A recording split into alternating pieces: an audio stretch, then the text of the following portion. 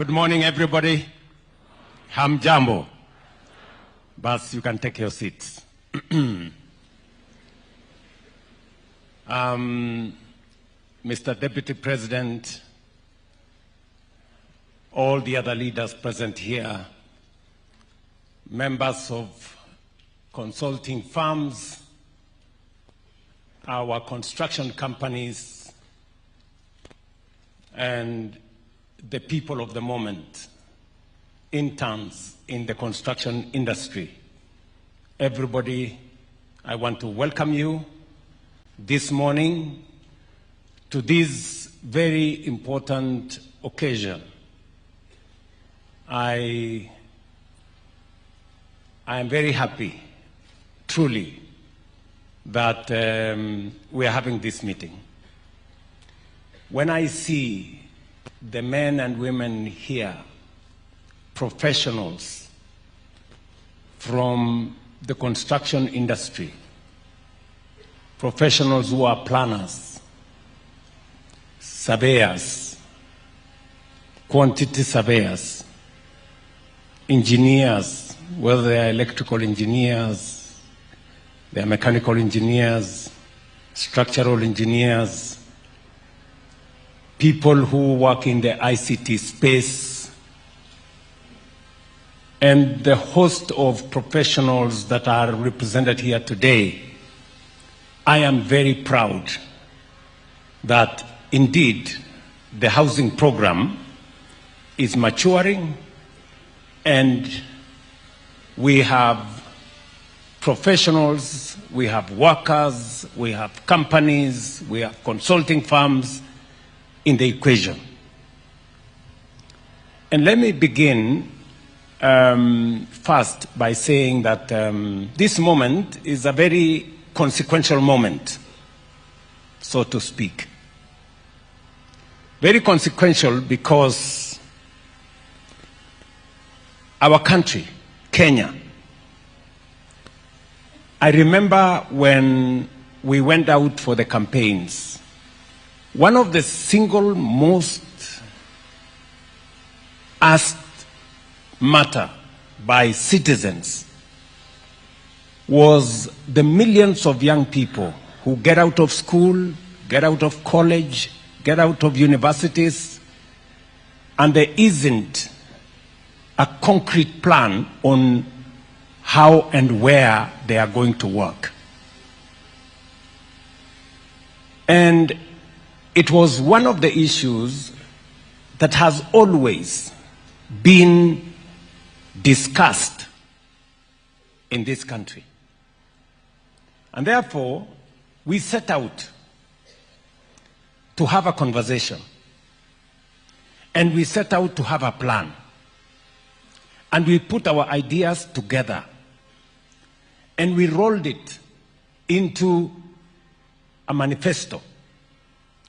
And today, this is one of the meetings that confirms that the manifesto was not a piece of paper, that the manifesto was not a newspaper, that it was about a plan, about real issues affecting real people.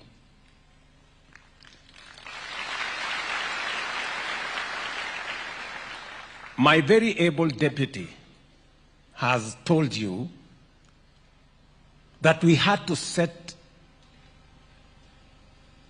the base. We had to put together the foundation upon which we were going to run all our other programs. And that foundation was the soundness of our economy. I know the conversation about the economy sometimes looks too lofty and sometimes in very strange figures and language about inflation, about GDP, and all the other things. But let me just put it simply, that we had a very serious challenge as a country in 2022. of the 5 countries in Africa that everybody believed globally that they were going to default on their foreign financial obligations, Kenya was among them, because we had the largest Eurobond debt of $2 billion. And so everybody expected that Kenya was going to default. And indeed, of the 5 countries that everybody expected to default, 4 defaulted. Kenya did not. Yes. And I say so proudly because it is us, the people of Kenya. It is the government of Kenya. It is the professionals that we have in this country that we sat together, figured out, eliminated what was not necessary, removed unnecessary subsidies in fuel, in unga, in all manner of places, cut down on expenditure. I remember we had to reduce the budget. We went to parliament. We reduced the budget by 300 billion Kenya shillings. And it was tough, you know. But those decisions we made, difficult as they may have been, necessary because they were, made our country escape the shame of defaulting on our foreign obligations. We have since built a firmer foundation. We have made the necessary decisions. Today, I can confidently stand before this gathering and before the people of Kenya that our economy is way different from what it was in 2022. Inflation has come down from 9.6% to 4.5%. Our dollar exchange rate that had gone all the way to 165, today it is 129 and coming down. Just watch this space in the coming months. Our foreign exchange reserves that had come down to almost 2.5 months of import cover, about $7 billion. Today, our foreign exchange reserves has risen to $12.3 billion, the highest in Kenya's history. These are numbers that I am not telling you. These are numbers that are available in any financial metrics. Our economy has grown, and now we have overtaken Ethiopia, we have overtaken Angola. We are now the 6th largest economy in Africa. That is Kenya, by the way, just in case you are wondering which country I'm talking about. Yes, that is Kenya. The one that I hear some politicians say is a failed state. I think the failure is not in Kenya, the failure is in their small minds.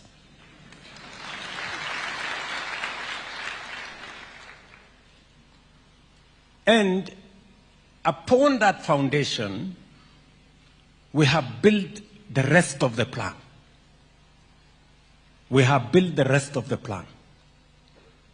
And because I am talking to interns, I am talking to people who've just gotten out of college, out of university.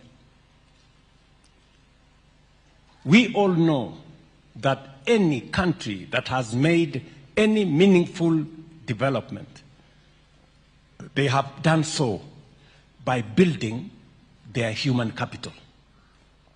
Education is significant. And that is why today, as I talk to these interns, we are giving them an opportunity for you to go and experience in live infrastructure projects, not in simulated environments, in life what you have learned, and to sharpen the skills that you have learned, and to actualize some of the things that you learned in classroom. We have also equally rolled out a whole plan on how to make our education relevant to the requirements of today and the future. We have increased the budget by significant amount from $500 billion in 2022. This year, these members of parliament will tell you, we have a budget of $702 billion for our education sector. Why are we doing that? Because education is important. I see some people try to talk about education. And I want to tell them, in 2022, we had huge challenges in the education sector. We had a chronic shortage of teachers. We had a chronic shortage of classrooms. 21 of our universities were technically insolvent because of funding challenges. Most of our TVETs had serious problems because of funding. I stand here today to tell you that we have sorted out all those issues. Number one, we have hired, as of this January, 100,000 teachers in the last 3 years. No other administration in Kenya's history has done so. We have built 23,000 classrooms. And we have provided resources under our new student-centered model that does not give money to a university. It makes sure that every student is assessed as a student, and we give them scholarships on the basis of need and merit. And ask any vice chancellor today, ask any vice chancellor, they will tell you they can now pay salaries, they can pay their suppliers, they can even pay taxes, and the universities are getting out of insolvency. That is important. We have presided over two very important transitions when we set up the competence-based education, which I believe in 100%, because we must reform our education so that it is in tandem with the requirements of the future. And when we designed the competence-based education, it was supposed to make sure that education does not just be about formal learning and passing exams and that kind of thing. It was about transferring skills, creating knowledge, and making sure that we prepare our human capital for what is right and what is necessary for us to move Kenya to the next level. Today, exams have ceased being a life and death sentence.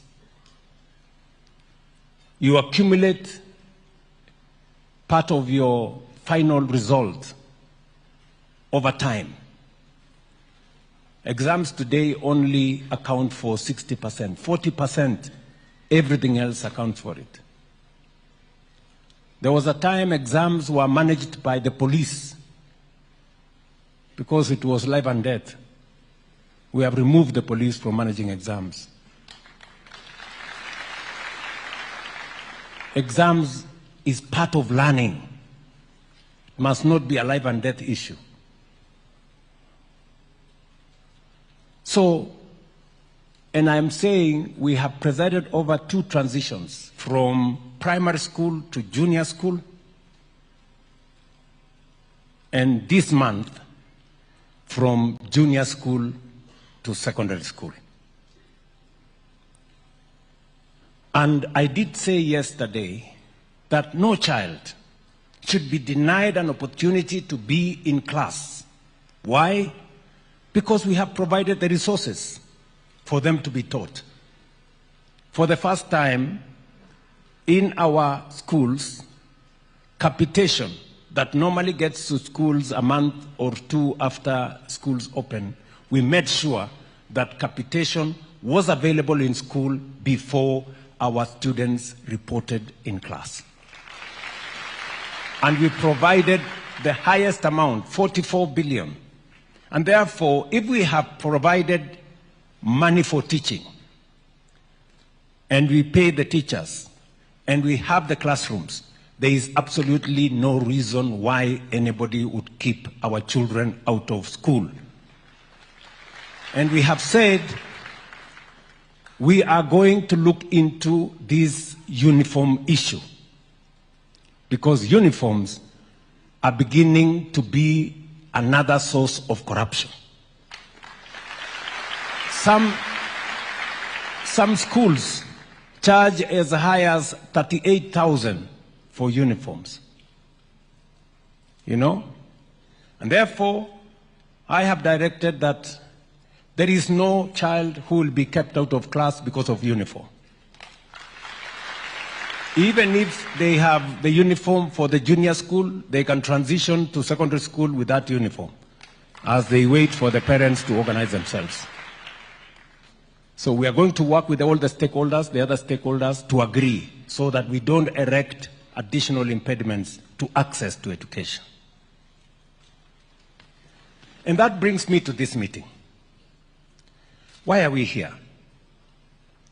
We are here because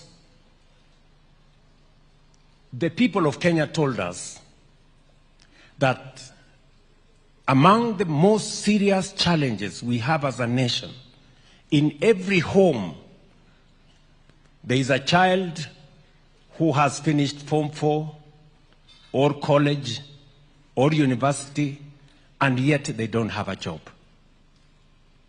And because we spend 700 billion shillings every year on education, we must equally think on what happens when the pipeline through education gets out. What do they do? And that is why we designed a concrete, practical, intentional, deliberate program on how to create jobs in Kenya.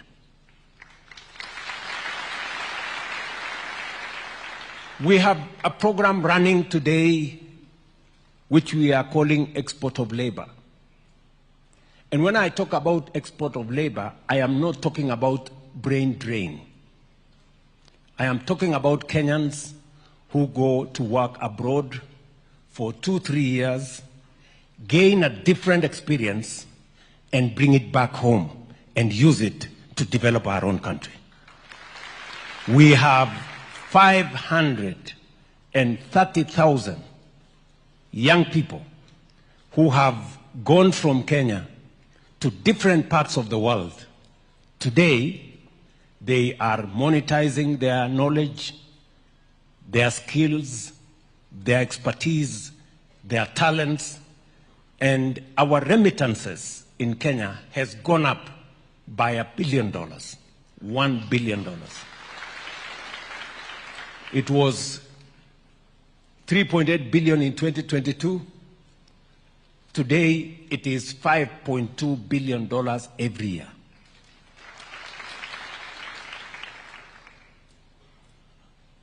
We have a whole ecosystem that we are building in what we call the digital jobs space.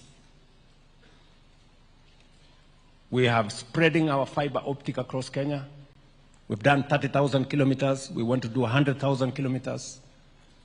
We've gotten better engagement with business process outsourcing companies. Teleperformance, for example, the largest BPO in the world, has set up office in Kenya. CCI and other companies in the BPO space are engaging Kenyans, working in foreign companies, but working from Kenya.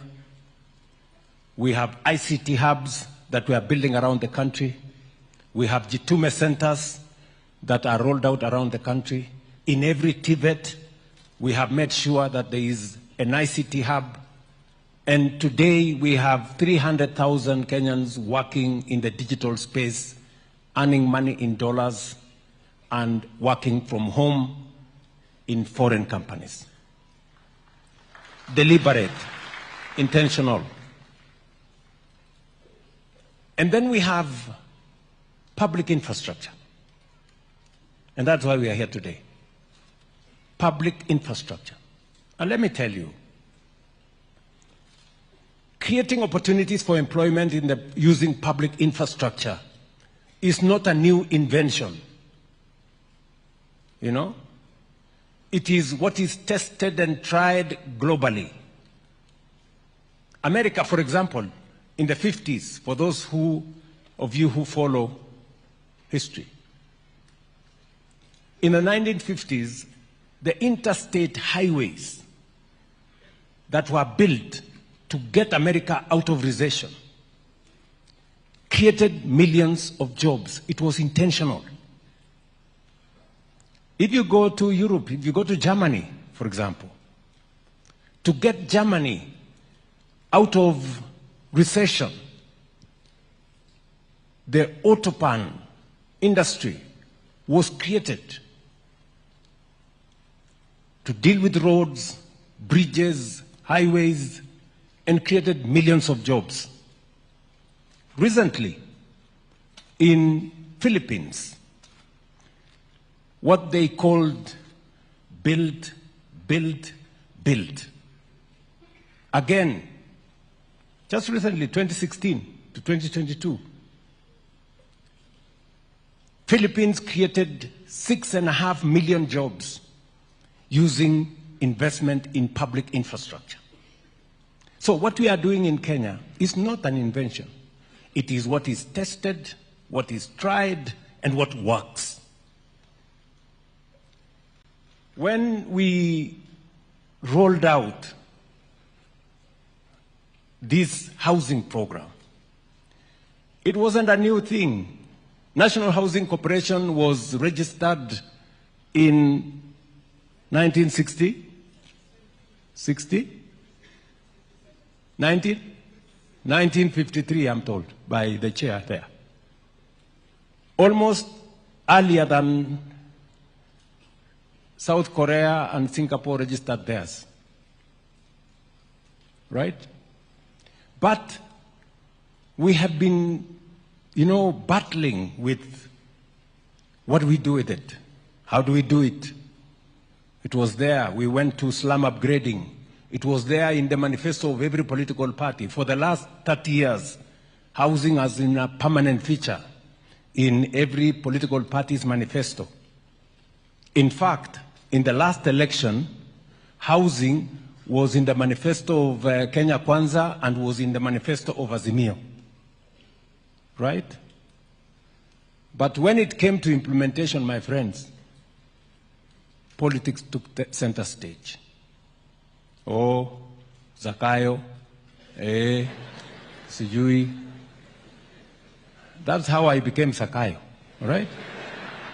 Never mind.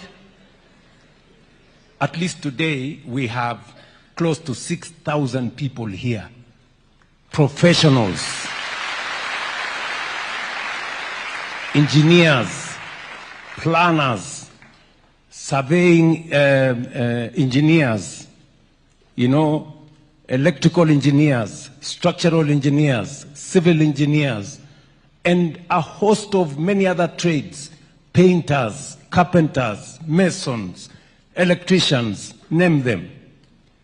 We have a whole ecosystem of people, professionals who work now in our construction industry, building houses, building markets, building hostels, and the face and skyline of Kenya is changing.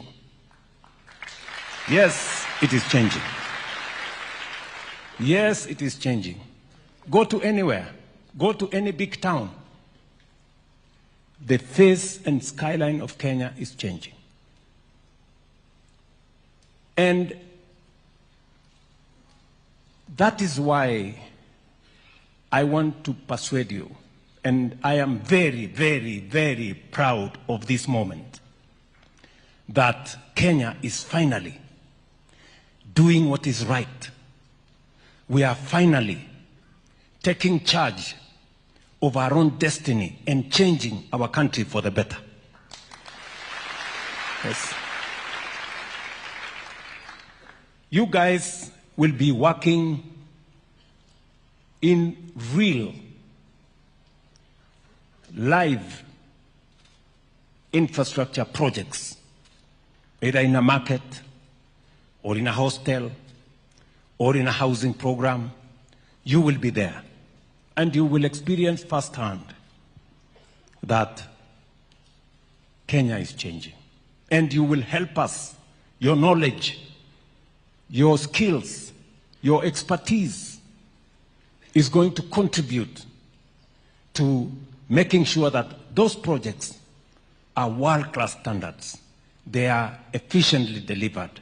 They are professionally handled, and they are safe for our markets and hostels for our students and houses for the people of Kenya.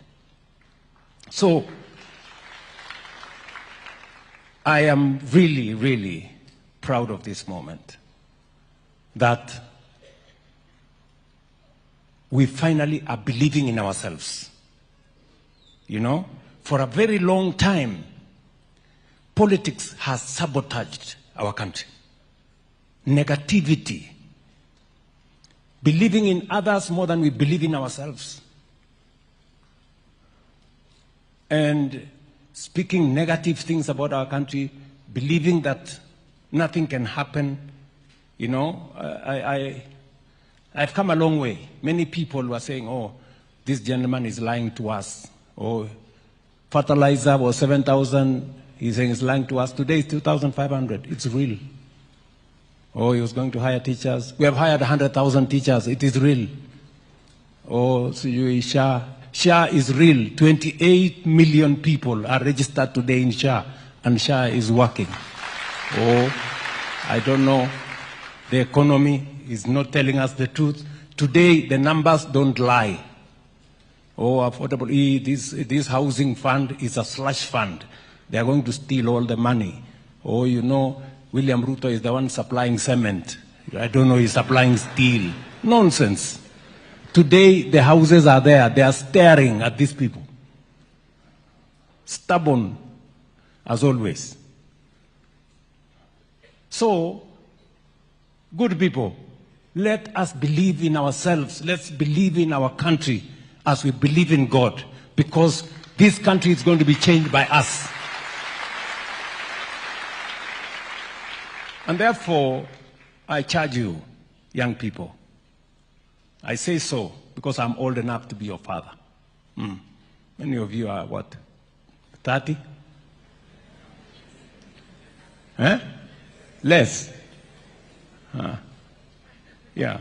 Anybody who is below 35 is old enough to be my child. So, I want to charge you. The housing program today, we have signed contracts for 600 billion. How much? And this is our money. We didn't borrow it from the IMF. We didn't go to the World Bank.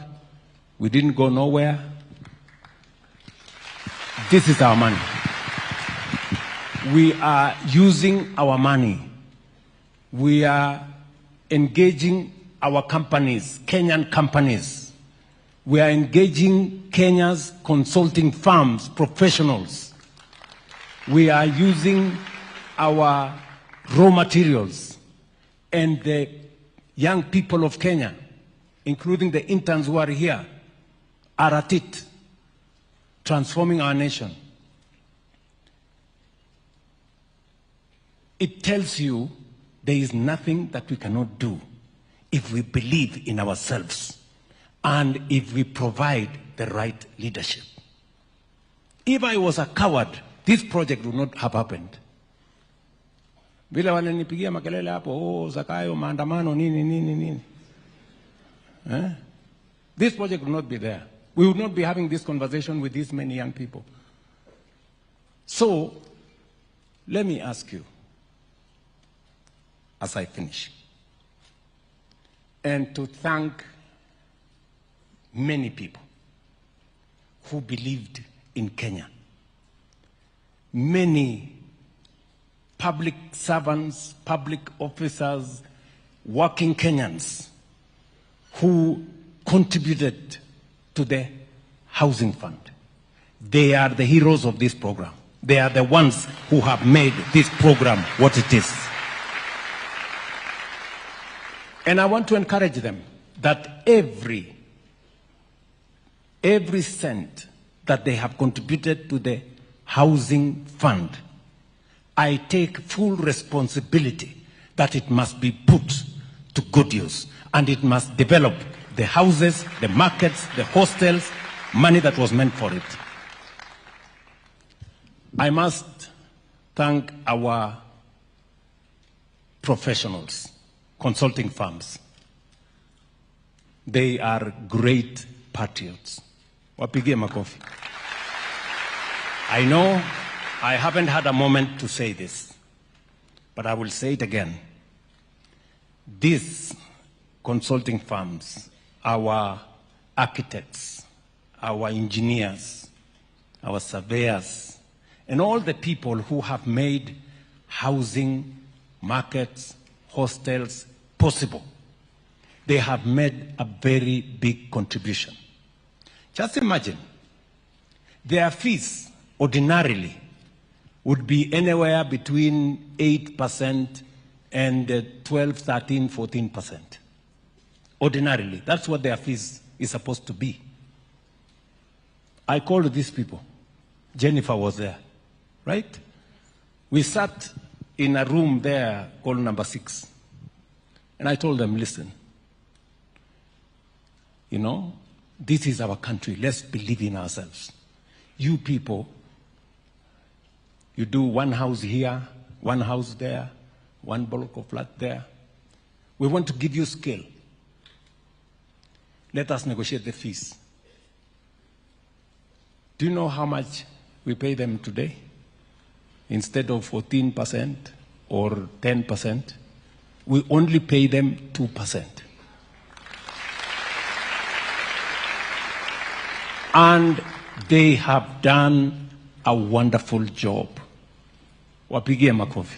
They've done a wonderful job. When I write my book, finally, about this housing, these consulting firms will have 2 chapters. They have made a huge contribution. I recognize that. I really do. I recognize that. That you believed in this country, and you said, we also want to make a contribution as professionals. And today, as I roll out this program of interns, we are going to pay a small stipend to these interns. Yeah? And I want to say, as we pay a small stipend to these interns to be to help, for them to learn and help us supervise the sites, they will be working under the consulting firms. They will be literally part of your labor force. So we have consulted. I did ask the ministry to give me some numbers.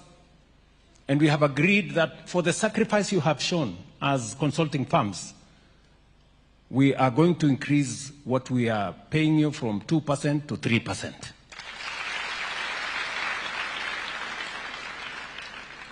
But we are also going to give back something small. These people, these young people, we are paying them a small stipend from our side. Consider also to pay them a small stipend. Small. Kidogo. Yeah? Kidogo. I am not going to give you any figure. You people go and decide. These are people who will be working in your offices. They will be helping you supervise your sites. Just be considerate and see how you can. Because much as they want to learn, they need to go home, come back, pay rent a bit here and there, and survive. Yeah?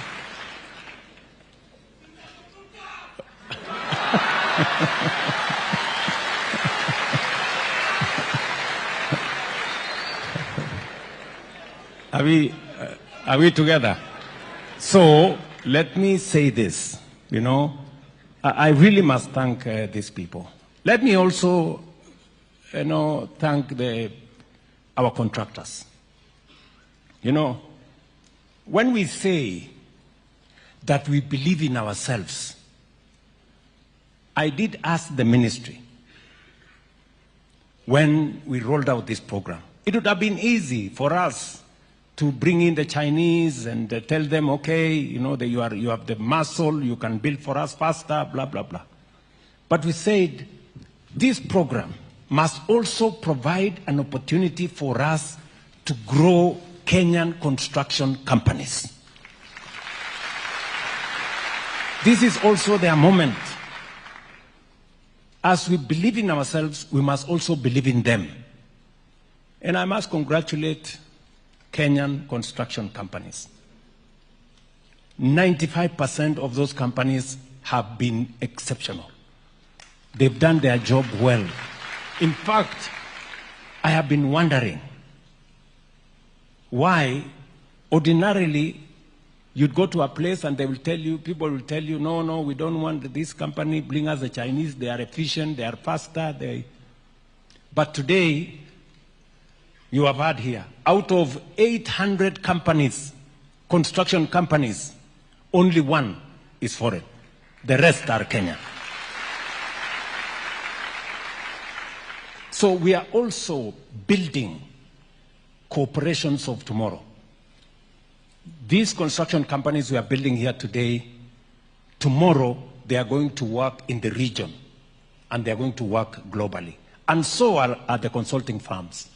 The consulting firms will have behind them a track record of what they have done. And when they apply for the next contract, they can list a retinue of products or projects they have supervised. And I am confident that they will access regional projects, global projects, as we develop all our other sectors.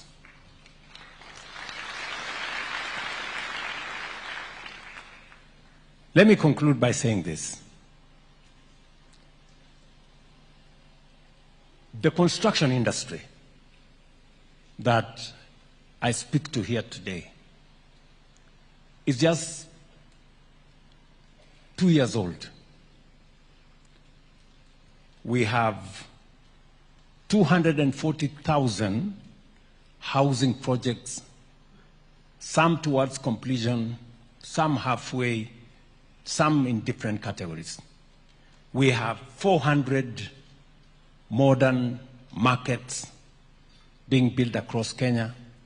We have hostels for 182,000 students in universities, TVETs, Kenya Medical Training Centers, and in other colleges under construction. As I have told you, we have contracts of 600 billion Kenyan shillings. We have 500,000 Kenyans working. We have professionals from different fields working, and this program is just started. It's just started. We are going to be here in this construction space for the next 25 to 30 years. So, prepare yourselves. Yeah? Mujipange. And for you guys, this is a launch pad. It is not a stopgap. This is internship. Do you understand what I'm saying? It depends on what you do with this moment. It depends on what you do with this moment. This moment, the opportunity you have to be an intern will make you either the next professional, to work in the next consulting firm, to start your own. The future is yours to decide what you do with this moment.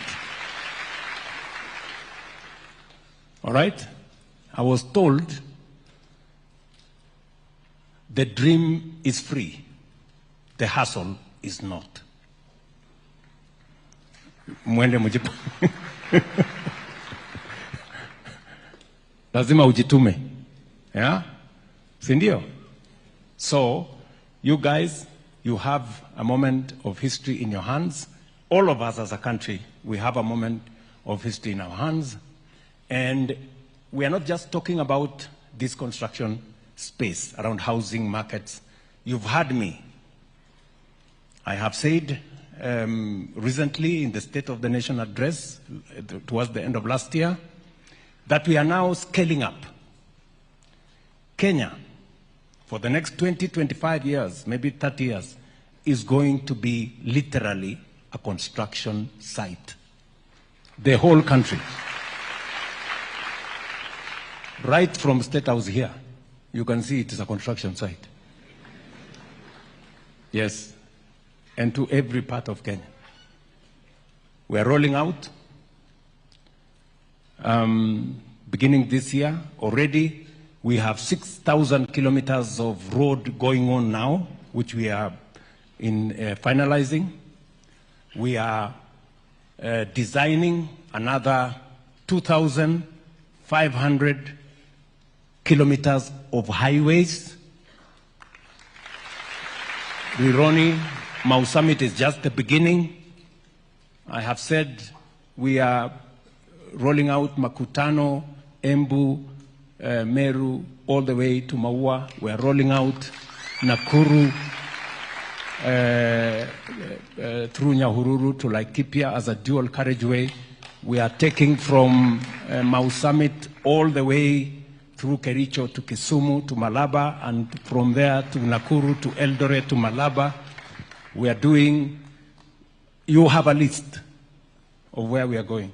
And we are doing another 28,000 kilometers of tarmac. Listen, it looks a bit crazy. We have built 20,000 kilometers of tarmac for 60 years. In the next 7 years, we want to build 28,000 kilometers. Sawa. And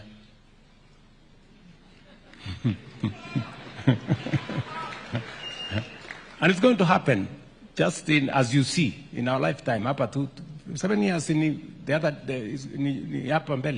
we're going to do it. We must do another, and I'm talking about construction to get our country moving.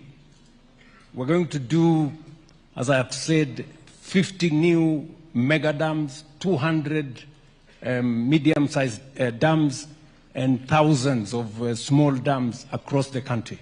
We are going to do another 10,000 megawatts of energy. And for your information, we have the money to do it. Yes. Tuko na pesa ya kufanya hiyo kazi. Mnanielewa? I know you don't believe me. We have the money to do it. Pesa is not the problem. The people, these professionals, is not the problem. Look at these companies. Many people, if you told them we are going to build all these houses, wangekuuliza iko wapi kampuni ya kufanya hii kazi. Today, we have 800 companies, Kenyan companies, doing this job. Hakuna mtu tumeenda kutoa Ulaya kuja afanye. They have signed 600 billion shillings of projects, and they are doing them. Hiyo high-rise yote mnaona dunia hii yote. If you go to Kisumu, go to Migori, go to Kakamega, go to Bungoma, come to Eldoret, come to Nakuru, Thika, wherever, all those houses are built by Kenyan companies. We have what it takes to transform our country. And we have started the process of raising the money to do it. I said 5 trillion. Yes, we have the means to raise 5 trillion. Na haitachelewa, by next year we will have raised all the 5 trillion. Na Kenya itasonga mbele. Sawa. This is not about politics. This is not about the next election. This is about transforming Kenya. Sawa.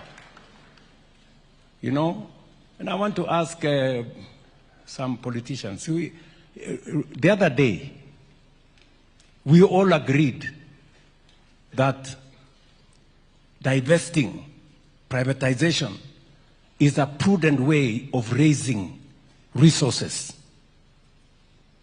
When we went to the market, today we are in the market on the Kenya Pipeline IPO. It's going to democratize the ownership of a public asset like Kenya Pipeline. Today, you as an intern, you can buy shares in Kenya Pipeline. And I want to ask every Kenyan, with only 900 shillings, you can buy 100 shares of Kenya Pipeline. And you can continue and buy more and buy more and buy more. Let us all own a piece of the good that we have built together. But you will hear some people saying, why are you doing this? This is wrong. The same people who told us, who agreed with us, let's do it. We're saying we're divesting a portion of Safaricom to raise money. They tell us, oh, who negotiated? Where is the committee that negotiated for the price of the shares? Really? Any public listed company, the tested, proven, transparent valuation is done by the capital markets. It's done at the exchange. It's not done in boardrooms or by committees. So I want to tell those people who are giving us lectures about what we are doing with the IPO on Kenya Pipeline or Safaricom, they should spare us their political conmanship and intellectual deceit. We don't need it. We want to move the country forward. In the next 1 month, we are going to raise 110 billion shillings with the Kenya Pipeline IPO. We're going to raise another 240 billion, maybe, or thereabout, with the divestiture from Safaricom. That is 350 billion Kenya shillings. With 350 billion, we are going to leverage, and we will have between 3.5 and 4 trillion shillings to be able to run all our projects. Akili.